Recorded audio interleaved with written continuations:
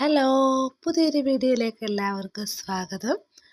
ഇന്ന് നമുക്ക് കുറച്ച് ടോപ്പുകളൊക്കെയാണ് സ്റ്റിച്ച് ചെയ്യാനുള്ളത്.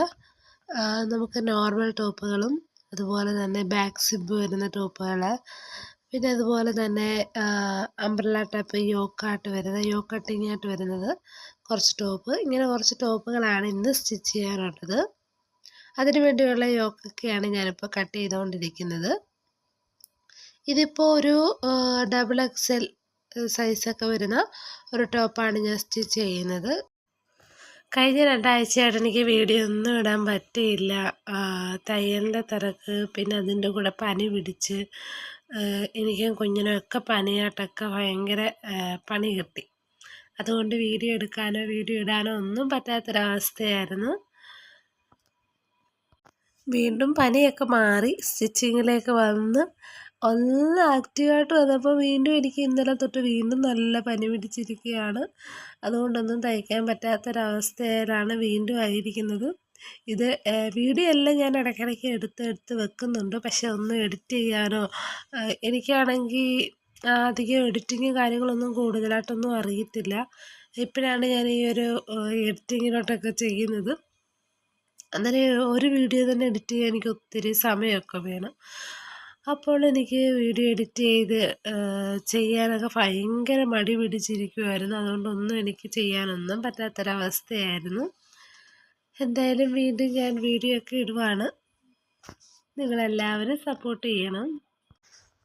ഈ ഡ്രസ്സുകളൊക്കെ നമ്മൾ നേരത്തെ കസ്റ്റമറിൻ്റെ കയ്യിൽ നിന്ന് വാങ്ങി വെച്ചിരുന്ന ഡ്രസ്സുകളാണ്. അവർക്കെല്ലാം കറക്റ്റ് സമയത്ത് കൊടുക്കണം. നമുക്ക് വയ്യ എന്നൊരു റീസൺ അവിടെ പറയാൻ പറ്റില്ലല്ലോ. പിന്നെ ഇരുന്നും കിടന്നും ഒക്കെ ഭയങ്കര കഷ്ടപ്പെട്ട് ചെയ്ത വർക്കുകളായിരുന്നു ഇത്. കാരണം ചെയ്ത് കൊടുക്കുകയും വേണം. ഇതൊക്കെ പുറത്ത് പഠിക്കുന്ന കുഞ്ഞുങ്ങളുടെയൊക്കെ ടോപ്പുകളൊക്കെ ആയിരുന്നു. അപ്പോൾ അവർക്ക് നമ്മൾ കറക്റ്റ് സമയത്ത് കൊടുത്താലല്ലേ പറ്റൂ. അവർ നമ്മളെ പ്രതീക്ഷിച്ച് നമ്മുടെ കയ്യിൽ കൊണ്ട് തന്ന് നമുക്ക് വയ്യ അല്ലെങ്കിൽ വീട്ടിൽ ഇങ്ങനെ കാര്യങ്ങളുണ്ട് എന്നൊന്നും പറഞ്ഞൊരു റീസൺ അല്ലല്ലോ. അവർ നമ്മളെ വിശ്വസിച്ചൊരു മെറ്റീരിയൽ നമ്മുടെ കയ്യിൽ കൊണ്ട് തരുമ്പോൾ ആ കറക്റ്റ് സമയത്ത് കൊടുക്കേണ്ടത് നമ്മുടെ ഉത്തരവാദിത്തമാണല്ലോ. പിന്നെ എങ്ങനെയാണെങ്കിലും അതൊക്കെ പെട്ടെന്ന് സ്റ്റിച്ച് ചെയ്ത് എന്തായാലും എല്ലാം പറഞ്ഞ സമയത്ത് തന്നെ കൊടുക്കാൻ ഞാൻ ശ്രമിച്ചു.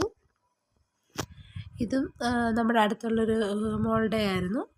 ആൾക്ക് പിറ്റേന്ന് രാവിലെ ആളിവിടെ അല്ല പഠിക്കുന്നത്. അപ്പോൾ ഇന്നലെ പുറത്ത് പഠിക്കുന്ന ആളാണ്. അപ്പോൾ ആൾക്ക് പിറ്റേന്ന് രാവിലെ കൊടുക്കാനുള്ളതാണ്. പെട്ടെന്ന് ഞാനത് സ്റ്റിച്ച് ചെയ്തതിൻ്റെ കൂട്ടത്തിൽ എടുക്കുവാണ്. കഴിഞ്ഞ ദിവസങ്ങളിലൊക്കെ ഞാൻ ചെയ്യുന്ന സ്റ്റിച്ചിങ്ങിനൊക്കെ മെഷർമെൻറ്റും കാര്യങ്ങളും ഒക്കെ തിരക്കിയവരുണ്ട്. ഞാൻ മെഷർമെൻറ്റൊക്കെ വരുന്നത് ആഡ് ചെയ്തുകൊണ്ട് ഒരു വീഡിയോ ചെയ്യണമെന്ന് ആഗ്രഹമുണ്ട്. കറക്റ്റ് എങ്ങനെ അതിൻ്റെ ടോപ്പുകളുടെ അളവുകൾ കാര്യങ്ങൾ XL, double XL, triple XL, small, medium, large അങ്ങനെ എല്ലാ സൈസിൻ്റെയും ഒരു ചാർട്ട് വരുന്ന തക്ക രീതിയിൽ ക്ലിയറായിട്ടൊരു വീഡിയോ ഒക്കെ ചെയ്യണമെന്നുണ്ട്. പിന്നെ അത് മാത്രമല്ല ചെറിയൊരു വേരിയേഷൻ അങ്ങോട്ടും ഇങ്ങോട്ടും ഒക്കെ വരും. പിന്നെ അതൊക്കെ നമ്മൾ അഡ്ജസ്റ്റ് ചെയ്ത് സ്റ്റിച്ച് ചെയ്തെടുക്കുക എന്ന് മാത്രമേ ഉള്ളൂ. എനിക്ക് കൂടുതലും സൈസ് ചാർട്ട് തന്നിട്ട് അതേ മെഷർമെൻറ്റ് സ്റ്റിച്ച് ചെയ്യാൻ അങ്ങനെ വന്നിട്ടില്ല. കാരണം നമ്മളങ്ങനെ ഓൺലൈൻ ബിസിനസ്സോ കാര്യങ്ങളോ ഒന്നും ചെയ്യുന്നില്ല. അതുകൊണ്ട് തന്നെ അങ്ങനെ സൈസായിട്ട് നമ്മൾ ഡ്രസ്സുകളൊന്നും സ്റ്റിച്ച് ചെയ്യുന്നത് കുറവാണ്. അതല്ല, ഓണത്തിനൊക്കെ എനിക്ക് കുറച്ച് കസ്റ്റമർ ഉണ്ടായിരുന്നു. അവർക്കൊക്കെ ഞാൻ സൈസായിട്ടാണ് ഞാൻ സ്റ്റിച്ച് ചെയ്ത് കൊടുത്തത്. ഒരു മോഡൽ കൊടുത്തിട്ട് ആ ഒരു മോഡലിൽ എത്ര ഡ്രസ്സ് കുർത്തികളായിട്ട് കൊടുക്കുന്നുണ്ട് അതൊക്കെ സൈസായിട്ടാണ് ഞാൻ കൊടുത്തത്.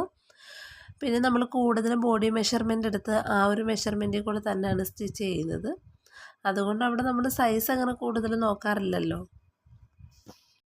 എനിക്ക് ആദ്യമൊക്കെ ഒരു ചുരിദാർ സ്റ്റിച്ച് ചെയ്യാൻ കിട്ടുമ്പോൾ ആ കസ്റ്റമർ അതിൻ്റെ അളവ് മെഷർമെൻറ്റ് ടോപ്പ് തരുമ്പോൾ ഭയങ്കര സന്തോഷമായിരുന്നു. കാരണം അത് മടക്കിയിട്ട് അതേ ഒരു അളവിലൊക്കെ ആയിരുന്നു ഞാൻ സ്റ്റിച്ച് ചെയ്തെടുക്കുന്നത്.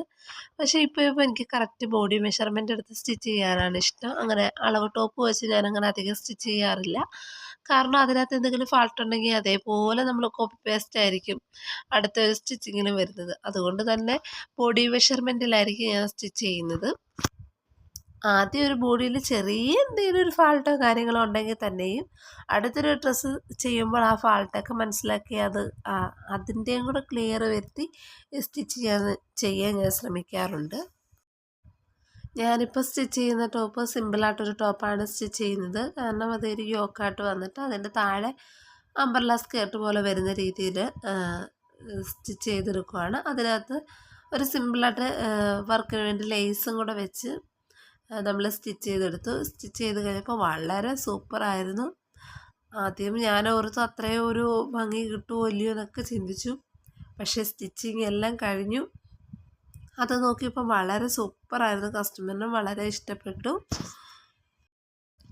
നെക്കൊക്കെ നമ്മൾ ഇതേ ഒരു മോഡലിലാണ് സ്റ്റിച്ച് ചെയ്തെടുത്തത്. യു സ്ക്വയർ നെക്കായിരുന്നു. യു സ്ക്വയർ നെക്കിനകത്ത് ഇതേപോലെ വട്ടം ലേസ് വെച്ച് കൊടുത്തു. വളരെ സിമ്പിളായിട്ടാണ് ചെയ്തത്. പിന്നെ സ്ലീവിൻ്റെ എൻഡിലും ഫ്ലെയറിൻ്റെ എൻഡിലുമായിട്ടാണ് നമ്മൾ ലേസ് വെച്ച് കൊടുത്തത്. അല്ലാതെ ബാക്കിയെല്ലാം സിമ്പിളായിട്ടായിരുന്നു. ഈ ഒരു ലേസ് വർക്ക് മാത്രമേ അതിനകത്തുള്ളായിരുന്നു. നെക്കിലും സ്ലീവിലും ഫ്ലെയറിൻ്റെ എൻഡിലുമായിട്ട് നമുക്ക് മൊത്തത്തിൽ ഒരു 6-6.5 മീറ്റർ അടുപ്പിച്ചാണ് ലേസ് വന്നിട്ടുള്ളത്. പിന്നെ ഫ്ലെയറിൻ്റെ വീതി അനുസരിച്ചായിരിക്കുമല്ലോ ലേസിൻ്റെ അളവ് കൂടുകയും കുറയുകയൊക്കെ ചെയ്യുന്നത്. ഇത് ഭയങ്കര വീതിയായിട്ടുള്ള ഫ്ലെയറൊന്നുമല്ല, എന്നാലും അത്യാവശ്യം ഒരു വിരിവുണ്ടായിരുന്നു. ഇതാണ് നമ്മൾ സ്റ്റിച്ച് ചെയ്തെടുത്ത ലാസ്റ്റ് ഒരു ഫൈനൽ റിസൾട്ട് എന്ന് പറയുന്നത്. ഇത് ഞാൻ പുറത്തു പോകാനായിട്ട് ഒരുങ്ങി നിൽക്കുന്ന സമയത്താണ് ഇതിൻ്റെ ഒരു വീഡിയോ എടുക്കാൻ പറ്റിയത്. ബാക്കിയെല്ലാം സിമ്പിളായിട്ട് കിടക്കും. നെക്കിൽ ഫ്ലെയറിൻ്റെ എൻഡിൽ സ്ലീവിൽ മാത്രമേ ലേസ് വരുന്നുള്ളൂ. വളരെ സിമ്പിളായിരുന്നു, വളരെ സൂപ്പറായിരുന്നു. കസ്റ്റമർ ഇട്ട് നോക്കിയപ്പോഴും വളരെ കറക്റ്റായിരുന്നു.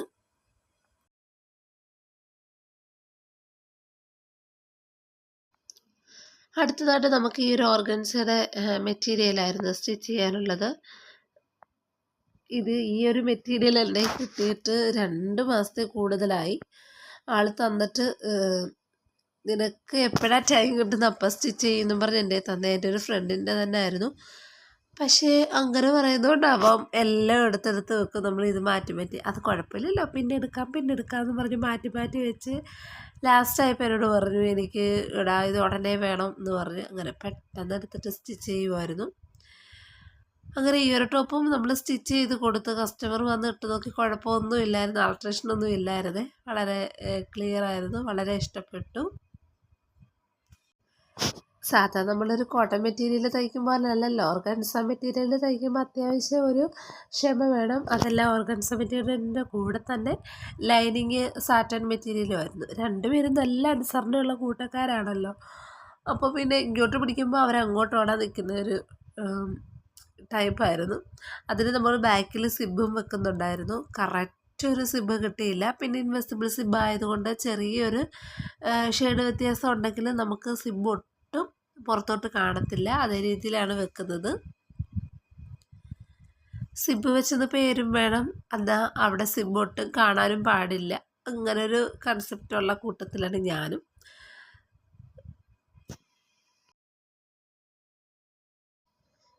അങ്ങനെ നമ്മൾ സിബൊക്കെ വെച്ചു. ഇതാണ് സിബ് വെക്കുമ്പോൾ റിസൾട്ട്. അത്യാവശ്യം ചുളിവുകളോ കാര്യങ്ങളോ ഒന്നും ഇല്ലാതെ വളരെ ക്ലിയർ ആയിട്ട് വെക്കണം. അതല്ലെങ്കിൽ സിബ് വെക്കുമ്പോൾ അതിനകത്തൊരു ചുളിവും കാര്യങ്ങളും ഒക്കെ ഉണ്ടെങ്കിൽ നമ്മൾ ടോപ്പ് ഇട്ട് കഴിയുമ്പോൾ ഭയങ്കര വൃത്തികേടായിരിക്കും. അവിടെയൊക്കെ ഇങ്ങനെ പൊങ്ങിയിരിക്കും മെറ്റീരിയൽ. അതുകൊണ്ട് മാക്സിമം ചുളിവൊന്നും ഇല്ലാതെ നല്ല രീതിയിൽ മെറ്റീരിയൽ വളരെ ഫ്രീ ആയിട്ട് ഇട്ടുകൊണ്ട് നമ്മൾ സ്റ്റിച്ച് ചെയ്താൽ കറക്റ്റ് നമ്മുടെ മെറ്റീരിയൽ എങ്ങനെ കിടക്കും അതുപോലെ തന്നെ സിബ് കിടക്കും.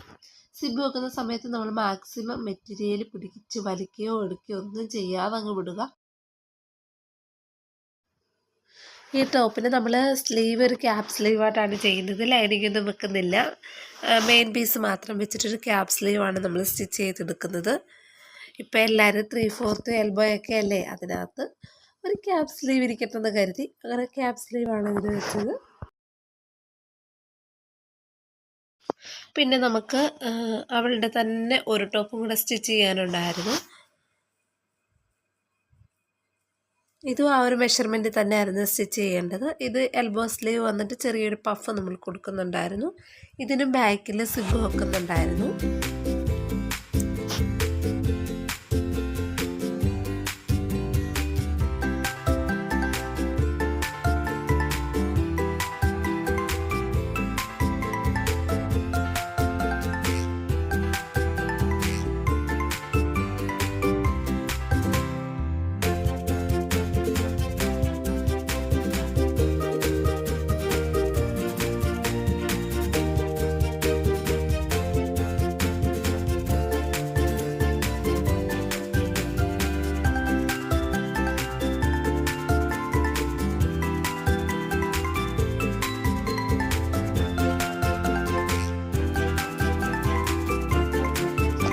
ആദ്യമൊക്കെ ഞാൻ സ്ലീവ് സ്റ്റിച്ച് ചെയ്യുമ്പോൾ ഇങ്ങനെ നമ്മുടെ റിഗാളുമായിട്ട് കറക്റ്റായിട്ട് സ്റ്റിച്ച് ചെയ്തെടുക്കുമ്പോൾ ബാലൻസ് പീസായിട്ട് കിടക്കും. അപ്പോൾ ബാലൻസ് വരുന്നത് ഞാൻ കട്ട് ചെയ്ത് കളയും. അങ്ങനെയൊക്കെ അഡ്ജസ്റ്റ്മെൻ്റ് ആയിരുന്നു. പക്ഷേ ഇപ്പോഴാണ് നമ്മൾ കറക്റ്റ് മെഷർമെൻറ്റിൽ സ്റ്റിച്ച് ചെയ്ത് അല്ല കറക്റ്റ് മെഷർമെൻറ്റിൽ നമ്മൾ കട്ട് ചെയ്തെടുക്കുകയാണെങ്കിൽ നമ്മൾ സ്ലീവ് ജോയിൻറ്റ് ചെയ്യുമ്പോൾ ഒട്ടും തന്നെ വേസ്റ്റ് വരത്തില്ല, കുറവും വരത്തില്ല, കറക്റ്റായിരിക്കും. ആ ഒരു രീതിയിൽ തന്നെ നമുക്ക് റിസൾട്ട് കിട്ടുമ്പോൾ തന്നെ അറിയാം അത് ഏകദേശം കട്ടിങ്ങൊക്കെ ഓക്കെയാണ്, റിഗാളിൽ നിന്ന് വേറെ വ്യത്യാസമൊന്നും ഇല്ലെന്ന്. അതേ രീതിയിലൊക്കെ നമ്മൾ സ്റ്റിച്ച് ചെയ്യാനൊക്കെ കട്ട് ചെയ്യാനൊക്കെ ശ്രദ്ധിക്കുക. ഇതൊക്കെയായിരുന്നു നമ്മുടെ ഇന്നത്തെ സ്റ്റിച്ചിങ് വീഡിയോ. ഇതിൻ്റെ ഒന്നും ലാസ്റ്റ് ഒരു ഫോട്ടോ ഒന്നും എടുക്കാൻ പറ്റിയില്ല, പെട്ടെന്ന് കസ്റ്റമർ വന്ന് കൊടുത്തതാണ്. ഈ ഒരു വീഡിയോ നിങ്ങൾക്ക് ഇഷ്ടമായിട്ടുണ്ടെങ്കിൽ ലൈക്ക് ചെയ്യുക, ഷെയർ ചെയ്യുക, സബ്സ്ക്രൈബ് ചെയ്യുക. വീണ്ടും നമുക്ക് മറ്റൊരു വീഡിയോയിൽ കാണാം. അതുവരേക്കും ബൈ.